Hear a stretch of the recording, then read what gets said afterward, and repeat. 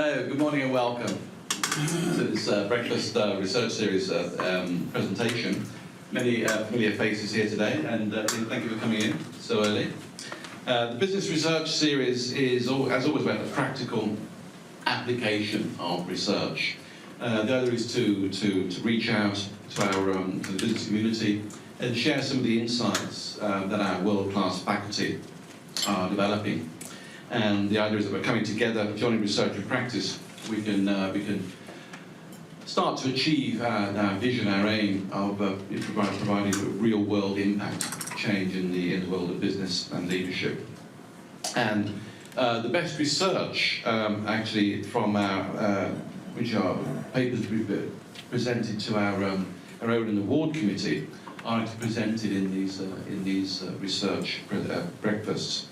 The Olin Award is reviewed by a panel of highly accomplished judges from all sectors of the corporate community, and in fact it's the brainchild of Dick Mahoney. I'm proud to say he's a great friend both of me and of the school, and our distinguished executive in residence and former CEO of Monsanto. And Olin has benefited tremendously from Dick's vision and gifts over the years. And yeah, I think a few years ago, I think Dick said, it's all this research is all very well, but how much of it actually can be read and understood by practitioners. So the Olin Award is really to single out papers that can have a real-world impact and to bring them to the attention of the business community. And again, in terms of the school's vision of providing world-changing business education, research and impact, that's absolutely spot on with what we're trying to do. Again, I thank Dick for his generous support, both intellectually and otherwise, to the school over the years. Something I noticed when I came here nearly 2 years ago now is the outstanding quality of our faculty, not only in terms of their sort of sheer intellectual capital, but also the potential impact that their research has to impact on real-world business. Much of the work we do here is very, very quantitative and very applied. Right? There is theory done in the school, but it tends to be of the kind that can, in principle, at least have a real-world impact. If just have to say, if you're here and would like some further information about some of the research we're doing, or how we can hook you up with some of our researchers, please feel free to speak to our representatives. So let me introduce Professor Anne-Marie Knott and Professor Dan Elfenbein. Their topic of their presentation is how do you decide if it's the right time to enter a startup? And occasionally, as an academic matter, that's something I have had to think about. And interesting, if you just, I should apologise in advance. I'll have to leave slightly before 8:30 because I have to meet a firm of consultants that are working on an aspect of our school, and I want to make sure that the new strategy is being implemented properly. But I've asked our Vice Dean, Tom Milbourne, to take over towards the end of the Q&A session. The title again is How do you decide the right time to enter a startup? In my experience, certainly in academia, we did a follow-up on this. I can think of a number of times when academic managers tend to flog a dead horse long after it's given up its final winning. Right? So it'd be interesting to see how your research would translate into that. But let me say a little bit about our researchers. So Professor Elfenbein, Dan Elfenbein, he's Associate Professor of Organisation and Strategy. He received his Bachelor of Arts and PhD in Business Economics from Harvard. And his research focuses on how firms and employees create and capture value through reputations, relationships, and other signals of quality, on entrepreneurial entry and exit, and on ways that firms benefit from philanthropy and the creation of public goods. He's also the academic director of the MBA consulting platform at Olin Business School. Professor Anne-Marie Knott is the Robert and Barbara Frick Professor of Business. Anne-Marie received her MBA and PhD from UCLA's Anderson School of Management, and her research interest is primarily innovation, the conditions under which firms acting in their own self-interest generate economic growth. And her work takes on two forms under that general banner: large-scale research and development and entrepreneurship. And she's the author of quote, how innovation really works using the $1 trillion R&D fix to drive growth. So I'll now turn over to Professor Alpha Meyer and Knott.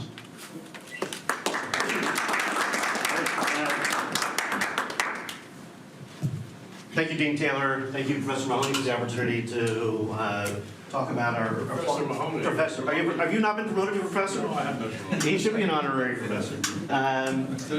The work that I'm going to talk about today is largely drawn from a paper that Anne-Marie and Rachel Croson and I published in the Strategic Management Journal in 2017. It's called Equity, Stakes, and Exit.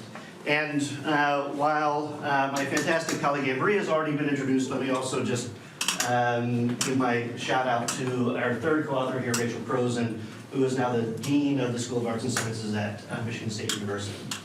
Anne-Marie challenged me a couple of days ago to kind of pull myself out of the weeds and the details of this paper to really get a focus on what's the big idea here. And I think that it probably is uncontroversial to say that entrepreneurship is, in 2018, seen as extraordinarily important in our economy. It's a critical driver of economic growth and prosperity. And in a market economy, one of the things that we think causes entrepreneurship to work so well is that it provides essentially the most powerful set of incentives to the actors, the economic actors, to make good decisions with the resources that they have. And in our context of deciding to continue a project or shut it down, what we find is that these strong incentives give these entrepreneurs really good motivation to carefully think about these exit decisions and cause them to avoid sort of prematurely giving up upside. But on the other hand, and so the famous story about the economist will say, on the one hand, on the other hand, how many hands do you have? Well, I got two hands. On the other hand, what we find is that these strong incentives also distort these entrepreneurs' beliefs. When they're uncertain about the prospects of success, they tend to develop a view of the likelihood of winning that's overly optimistic. And when you put these two things together, the distortion of the beliefs, at least for some set of people, can be so great that the entrepreneurs will make even worse decisions than decisions that they would get, or recommendations they would get from their advisors or mentors who don't have the necessarily skin in the game to make the careful decisions, but have the right set of beliefs, or beliefs that are closer to being right. And so what's novel about this paper? I would say there are a couple things that I want to sell. One is, most studies of entrepreneurs and entrepreneurship have focused on the decisions that entrepreneurs take, the actions that they take. And we think this is extraordinarily important. People look at, do they enter, do they exit, what are the profits that they make, the losses that they make. Okay, that's great. But what we add is a second piece. We want to know not just what entrepreneurs are doing, but what they're thinking. How do their beliefs translate into actions? And why does this matter? Well, in some sense, as you think about analyzing the errors that entrepreneurs make, I think of them as errors that might come from, I'm using the spreadsheet in the wrong way. I'm making the wrong calculation. I don't know actually what calculation to make. Versus I'm using the spreadsheet in the right way. I know what calculation to make, but my inputs to it are wrong. And so we want to be able to distinguish between these two possibilities, which give us sort of different courses of action in our advisory work, in our teaching, and our policy. Does that make sense? Further, I would say that the model of economic man that I studied in graduate school, in undergrad, was basically ran like this, right? You have some set of beliefs about the what's going on in the world, what's likely to happen in the future, given all the information that you've got. You then say, well, what are my payoffs going to be if I take different actions? And then I decide to take those actions. The incentives determine what actions I take. Now, probably some of you have also kind of seen, like Michael Lewis's recent book on Kahneman and Tversky, where there's lots of discussion of framing and loss aversion. We know through that Nobel Prize winning work and others that there's sort of an extended model where the way we talk about these incentives also affects the way beliefs translate into action. And so there's been a tremendous kind of amount of progress in economics that builds on that understanding. We're going to go in a slightly different direction and propose something that's maybe not as radical, but we think is almost as important, and which is to say that what we find is actually it's not about framing and how beliefs go into action, not to say that's wrong, but there's an additional mechanism we have to care about, which is how incentives shape the transformation of information into beliefs, how incentives shape how we process information and form beliefs about how the actions that we'll take. All right. So what's the plan for the remainder of the discussion? I'm going to talk a little bit about how Anne-Marie and I got interested in this question. We'll then talk about the evidence that we have to support the big claims that I just made. I'll conclude with a pretty brief discussion about the extent to which the evidence we have, we think either under describes the problem or over describes the problem. And then we'll talk a little bit about potential remedies, and I'd love to have discussions about each and every kind of piece of this discussion plan. But for those of you who are practitioners, the piece of the remedies is one where I think that we can really make the most progress together. All right. So stepping back, we live in a society where we're told constantly that persistence is the key to success. Those of you who grew up in the United States will probably recognize this fellow here over on the left. It's Vince Lombardi. His famous quotation is, "Winners never quit, quitters never win." This means, if you take it to its extreme, like you just have to persist, and if you keep fighting and keep fighting and fighting, that you're eventually going to win. Now, I love that quotation. I know persistence is important, and there's always challenges along the way and uncertainties that have to be resolved. But at the same time, if you never quit and you never win, you're back to this situation where you're flogging the dead horse past her last whinny and even beyond. And so this is one of the successories that you can buy and put up on your wall. And what it says to me is, no matter how hard I practice tennis, I'm not going to play at Wimbledon. And I've got to have some mechanism of understanding behind when to quit. Now, it turns out that this is not just a question for entrepreneurs, but it's a question that we face in our daily lives and across different sets of, lots of different sets of kind of economic situations. Entrepreneurs have to decide whether to persist in business or quit. Venture capitalists have to decide which investments to terminate. Employees have to decide when it's time to move on to another job. Investors have to decide when it's time to sell stock. Firms have to decide which lines of business to shut down. And so, it's really about that old Kenny Rogers song, you got to know when to hold them, know when to fold them.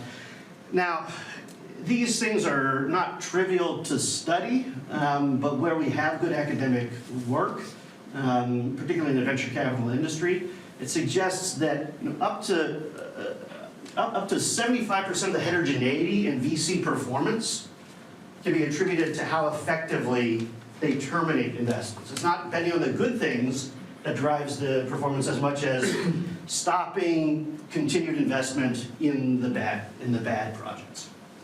All right. And so the bottom line is it's challenging to figure out how to pull the plug.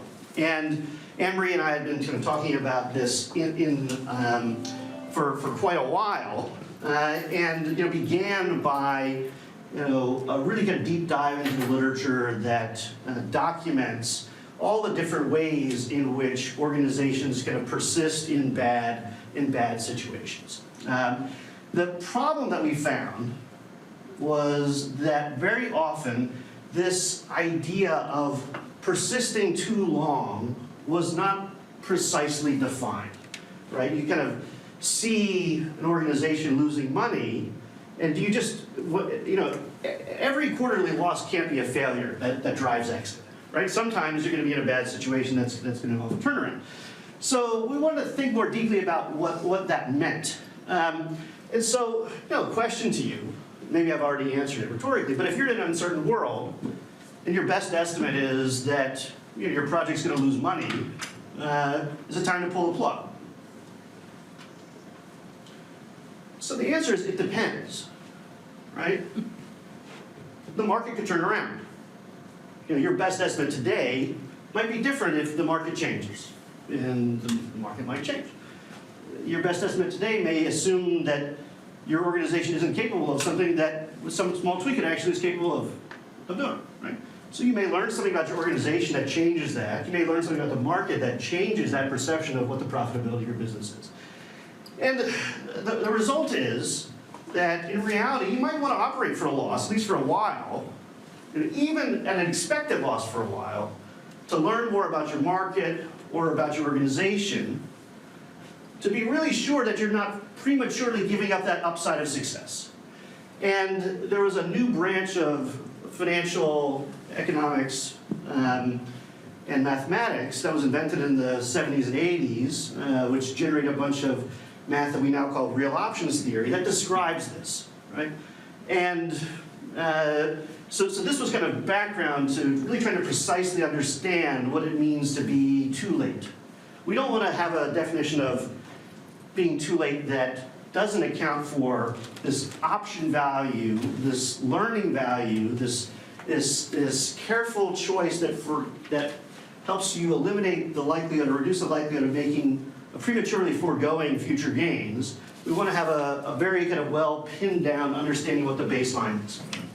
And so Amory and I ultimately put together a framework that talked about the different things that drive delay in exit. There's one category of factors, which we would call rational delay, which is good patience. This is not foregoing that future benefit too early by pulling the plug too early. This comes from this math of real options theory. But there's also bad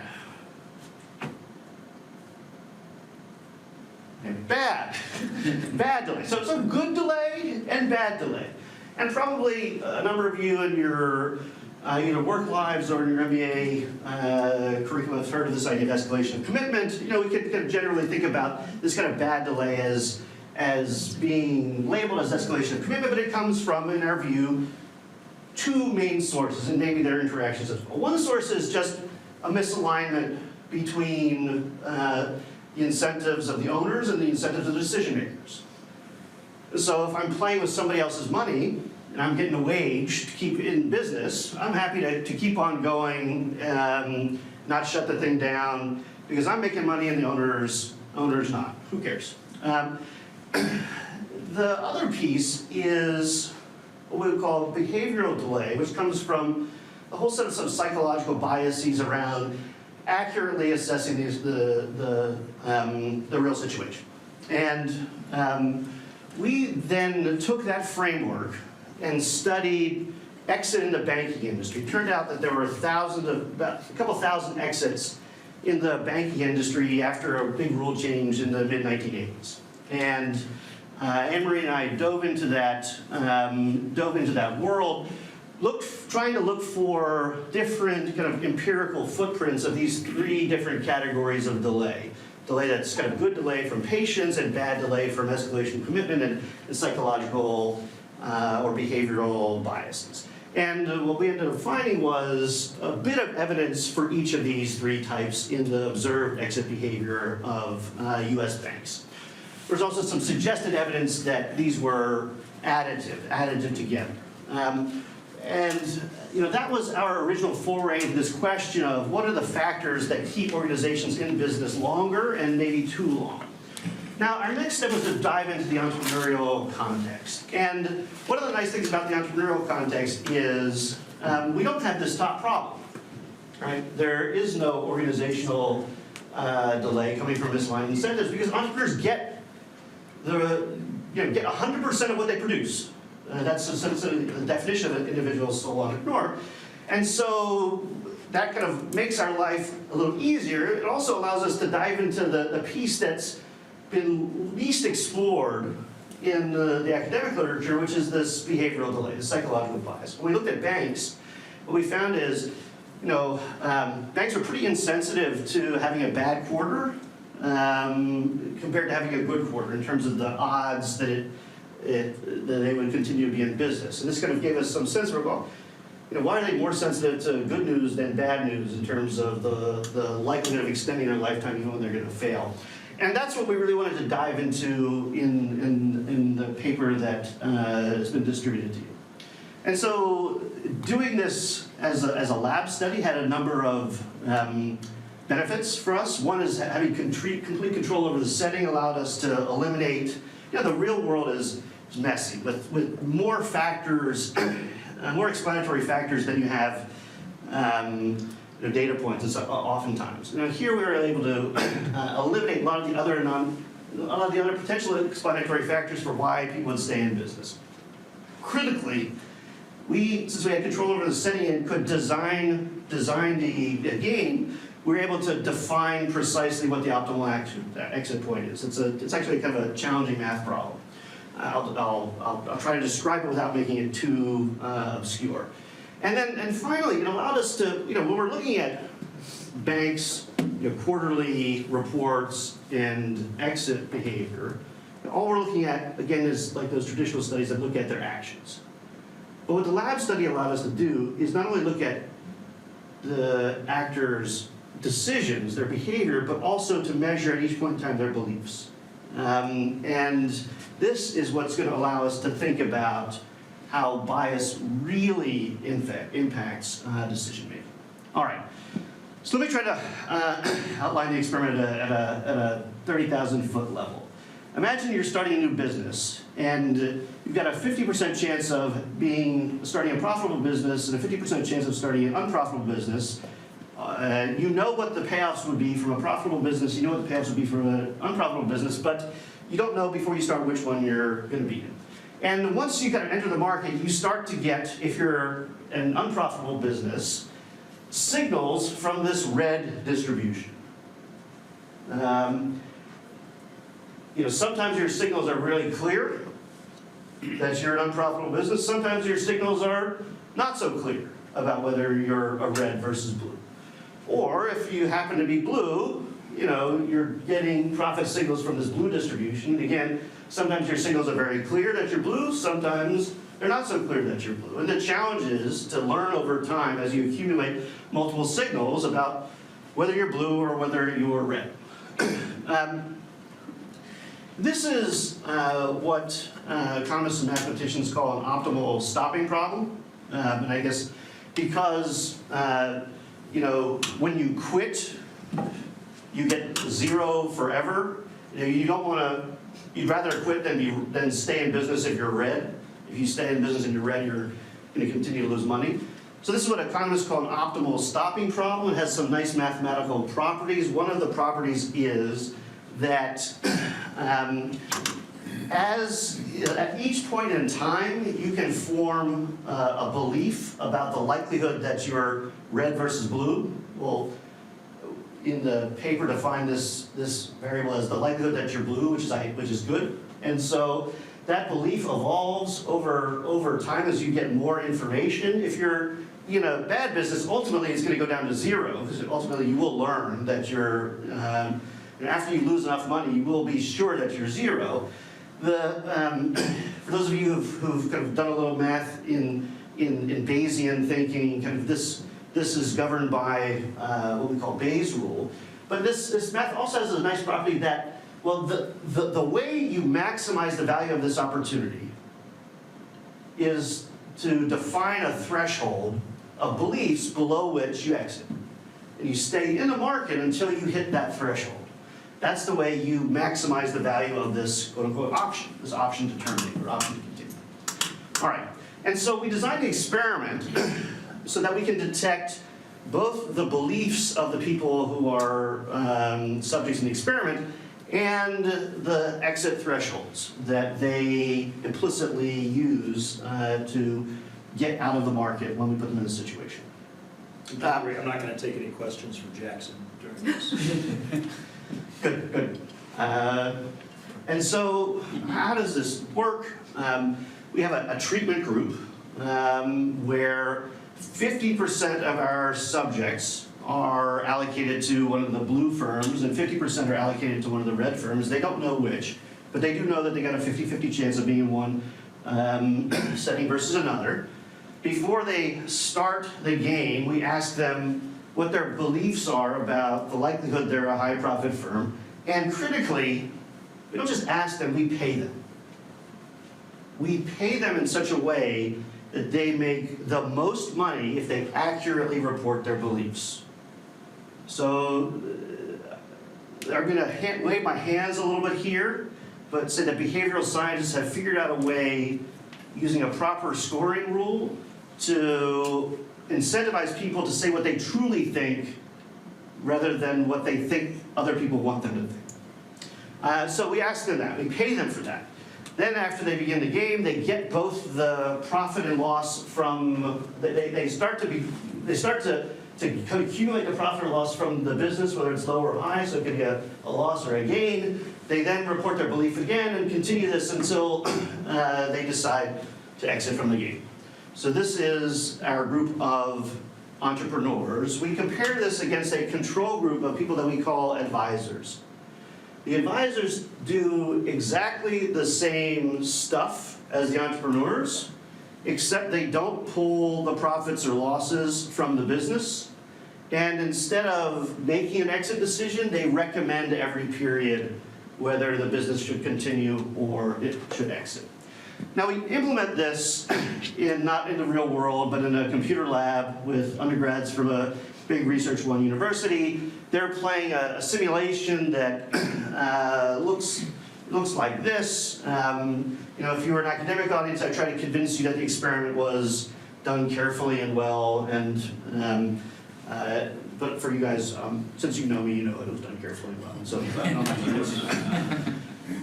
the results were rather striking. I'm not sure exactly what our null hypothesis was, Amory, to be at this point. I think we were, but what we found was the following. So the advisors. So 0 here is making the perfect exit decision. This is the actual exit decisions made by the advisors. Actually, the modal response, I think the median response is actually 0, which turned out to be optimal. The entrepreneurs tend to exit too late in this experiment.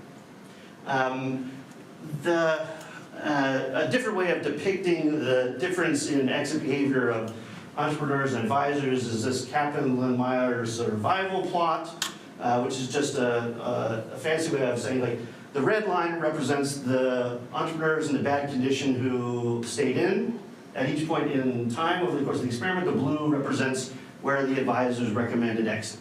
Now there are 3 potential reasons why you might see this difference between the treatment and the control group, the entrepreneurs and the advisors. One is that they have different initial characteristics, right? They're different types.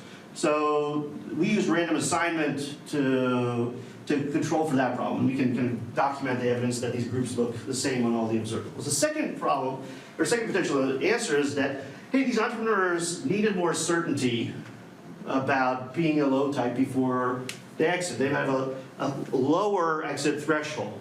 More careful about giving up, foregoing the opportunity of being an upside guy.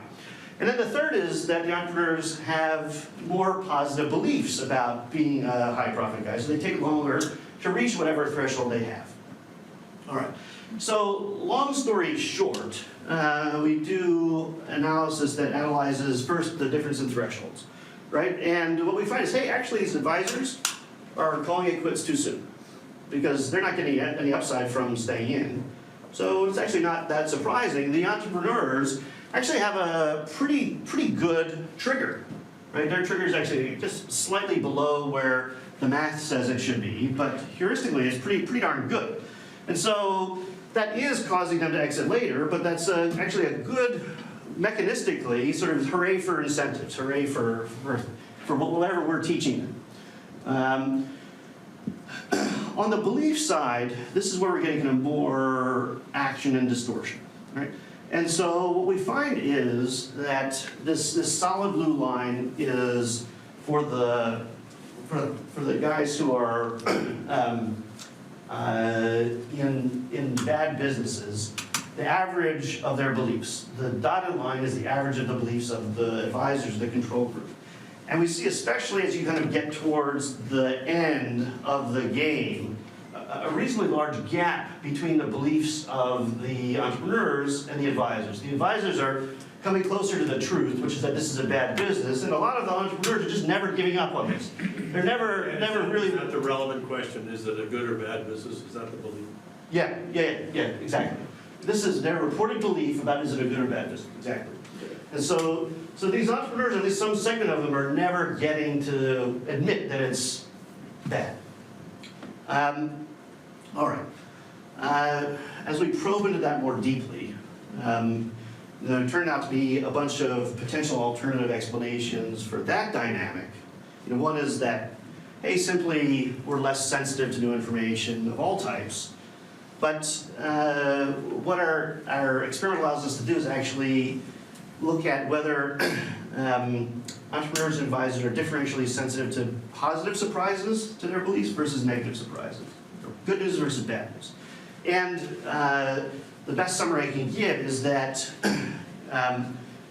in our experiment, if you look at the levels of these reaction to positive surprises versus negative surprises, everybody has a bit of overreaction to positive surprises and underreaction to negative surprises. But the difference is coming from the fact that entrepreneurs have an even lower reaction to negative surprises. They're discounting the bad information. They're not updating their beliefs enough. They're not changing their mind enough when they get bad news. All right. And so that looks a lot like what we would call motivated reasoning, confirmation bias perhaps, self-sustaining, self-serving attribution bias. And I'd like to say that I discovered that, or that we discovered that, but that's not true. At least every time I put up this slide, Mark Toe's already left. But I really just put it there for him.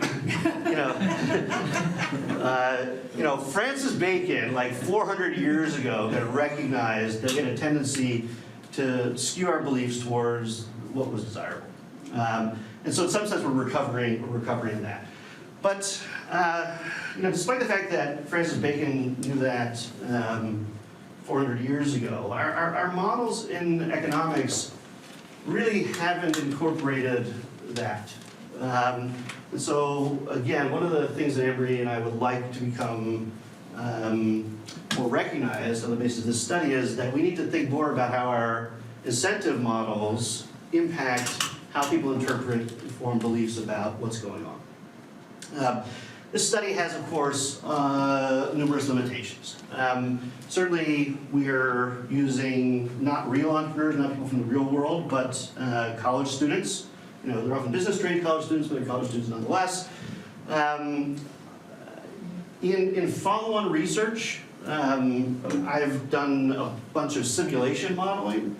It's actually kind of reported in the source yesterday, which for me says this problem might actually be worse than what you would see in the lab. Because on average, entrepreneurs are drawn from disproportionately represented by people who are overconfident in their beliefs and adjust them not enough. It's just the way the world works. Not all, but many. The other kind of limitation is that here, we got relatively small stakes. Our payouts in these, making a good decision versus a bad decision in this experiment was going to be worth about $5 or maybe $10, not $100,000 or $200,000 or your whole career. But I would say that what we have found support to suggest that this problem might be kind of worse than we've seen in the lab is there's a long history of research in social psychology that suggests that these types of self-serving attribution biases become more severe the greater the stakes, the greater the threat. And so in the self-serving attribution biases say, hey, I got an A+, so I'm smart. I got an F, the teacher doesn't like me. Right? This asymmetry in how you attribute bad information versus good information. If I do well, it's because I'm great. If I'm bad, it's somebody else's fault. These things tend to be more prevalent in the population the greater the stakes. All right. Now, I said I would talk about potential remedies, but I think we're nearly out of time. Let me just highlight a few of the things that Anne-Marie and I have thought about. One is using this research to motivate future work that is aimed at identifying the psychological traits that make entrepreneurs at particular risk for being susceptible to staying in too long. In our paper, we have some suggestive evidence about what types of psychological traits those are. We have other work that's delving into that more deeply. But in theory, you can imagine doing a survey-type test or a simulation-type test when you're thinking about sponsoring an entrepreneur, or you're thinking about helping entrepreneurs self-assess, that would kind of give them a sense for how vulnerable they are to this kind of problem. The second remedy is to just condition entrepreneurs to be aware of the challenge. Awareness is the first step on the road to recovery, I guess, and recognize that the potential for this is an issue, and then working additionally to help foster dialogue between advisors and mentors to address these issues, right? So it's, the more trust you have in your advisor and mentor and their ways, the way they communicate, the more likely you are to listen to the bad news. A third possibility is for entrepreneurs to really set out clear criteria in advance about what they will require in terms of performance to continue. And then somehow you got to figure out how to tie their hands to that ex-ante commitment. We're developing better and better commitment devices through advances in behavioral economics, and maybe we can do one here. And finally, I think this is the most speculative but most provocative, is, well, maybe the right choice is just to give control to somebody else when it comes to shutting things down. I think the challenge here is I'm not sure exactly how to design that incentive contract. All right. Let me conclude by saying that you shouldn't walk away from this thinking that all bias is bad, right? Because in reality, every entrepreneur has to make this decision against a background of uncertainty. Initially, I don't know if my business is good or bad. I choose to exit or stay in. If I stay in, I make an error of commission. I'll call it a type 2 error, and I lose some money today. If my business is good and I stay in, that's good. If my business is good and I exit prematurely, then I've lost that opportunity forever. And so there's the challenge of balancing these two different types of errors when the real state is unknown.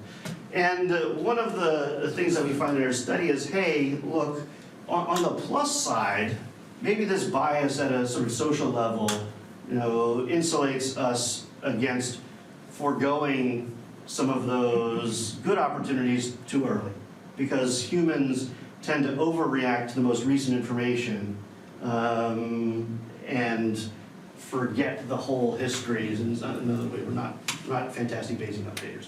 So there's some room for optimism around our over-optimism. All right, thanks very much.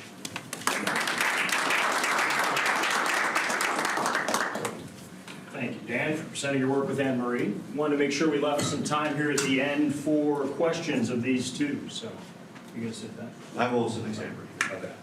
Try not to box you out completely. Okay. You want a microphone, Jake? No. I didn't think so. And the very interesting paper, and your explanation was really quite wonderful.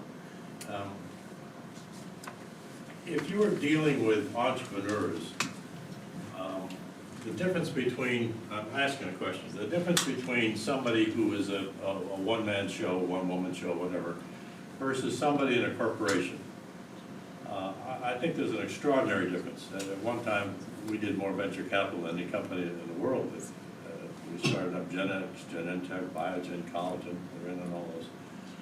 But I found that in the corporation, the middle managers, who are often in a terrified position, risk of failure is much bigger than the risk of the gain of success, would make that decision you were talking about, whereas somebody at a higher level might make quite a different decision, take more risk, good or bad, as compared to an entrepreneur, a single person or 2 or 3 person company.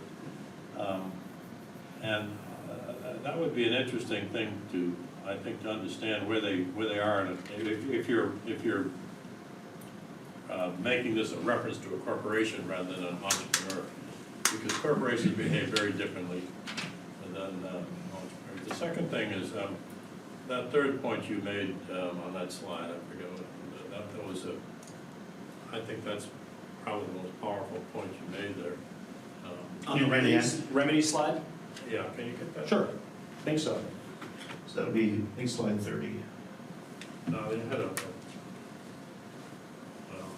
sorry. it's, Not 30. 32 maybe? Yeah, set out the criteria in advance. That's a powerful technique and a very good discipline. If you're doing market research, so what are you going to do with the data if you get it? Tell me now. And if you don't, because you're going to get some data and you'll fool around with it and make some conclusions, but you won't get what you set out. I think that's a very powerful statement to force them to tell you what success is in advance. And how do you, so as a manager, then how do you enforce that once you kind of get to that stage, you don't renege on that initial commitment? Well, I think one of the most powerful decision tools you can have is when the person comes in with this proposal and tells you all the wonderful things that are going to happen, and you say to yourself, what's the worst that can happen? And if I can stand the worst that can happen, go ahead. But people treat everything as if they're life and death decisions, and if you can stand the worst that can happen, you ought to let them try, and let them win. And never ever, if somebody wants 100, give them 90, give them 100 or 0. I mean, don't ever give an excuse for failure. So just to respond to the first comment, I'll take it in two directions. One is reading a little bit of Deming, talks about how fear distorts information flow. That really resonates with the comment that you made about middle managers being sort of somewhat frozen and afraid. And so how? In fact, one of the greatest techniques for selling middle managers is to tell them this is not a decision. This is just a trial. And if it fails, it's not your fault. And the other response is that I'm absolutely interested in how these issues aggregate in teams and other decision-making structures. And so we're doing other work that tries to understand it. It's you know, you want to only vary one thing at a time, and so that's the challenge of it's hard to fully capture all the decisions in corporate life in a sort of scientific kind of inquiry of this way, but the give and take is pushing certainly our research on that.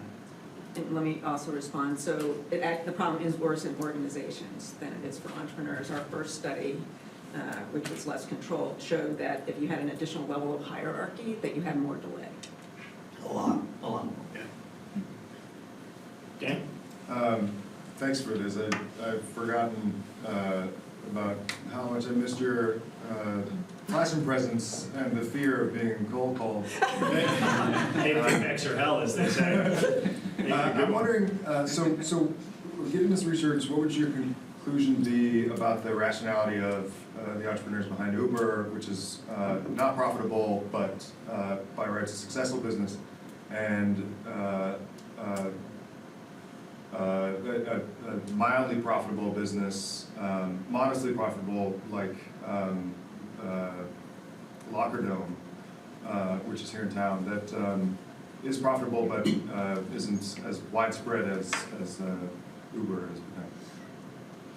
So my understanding is that while Uber loses money, its expectation is that after it hits scale, it's going to make a lot of money. Right?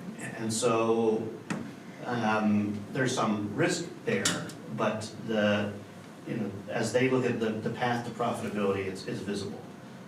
So that would there's some disconnect between our experimental model and that situation, but that's one where their expectations about profits are actually positive, and therefore they should stay in even though they're investing for a while to get to that scale.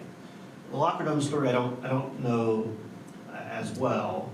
My perception is actually successful, kind of decent return on investment. I would say that one of the things that is totally neglected, right, in this presentation, in this study, is the non-pecuniary, what we call non-pecuniary benefits of being an entrepreneur. That, as you know, Bart Hamilton has very kind of documented that lots of entrepreneurs enter and persist in this business because they're drawing money from it, but they're also drawing status and lifestyle choices and other, enjoy being a leader, enjoy not having to deal with the hierarchy. They're willing to sort of sacrifice some present day and even future day earnings to do that. So I don't know that necessarily describes the locker room story, but I want to point out that it's kind of outside of how we're thinking about things. I'm interested to hear kind of how you define an entrepreneur, because an entrepreneur could theoretically be somebody who started a barber shop and they were a barber before that, and they may not view that small business as having large payouts as the way like a startup would with outsized payouts. So how did you define, entrepreneur in that risk tolerance? Yeah, here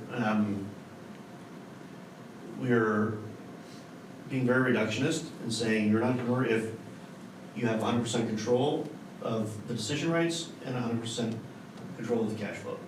And so that could be any individual entrepreneur. Once you kind of end up in a partnership or a startup with groups, and once you start delegate, selling some of this out to investors, you're in a somewhat different situation than the one we described. I don't think that invalidates the main points, but to be fully transparent, our definition is you're the residual claimant of all the decisions, you're the residual claimant of all the profits and losses.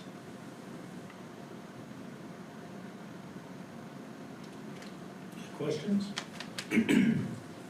It's interesting that your first slides focused on some relevant quotes in sports.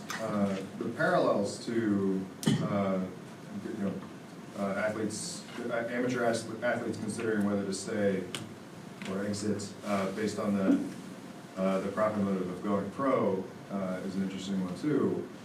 I wonder if that's something you've considered or moving in that direction. So no, but as Dean Taylor pointed out, Repeat the question. oh yeah. So Dan asked, would a good empirical setting be to study the decisions of amateur athletes to continue to invest and play on their road to going pro, or to abandon and quit?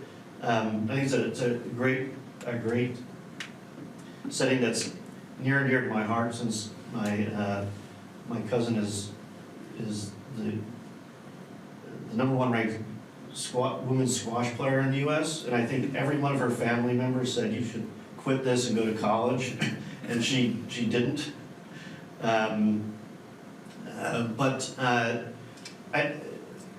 It's interesting, as we've done this research, like these issues have come up for me in my own personal life, and it's really about research projects. Which research projects do I continue to invest in? Which research projects do I abandon?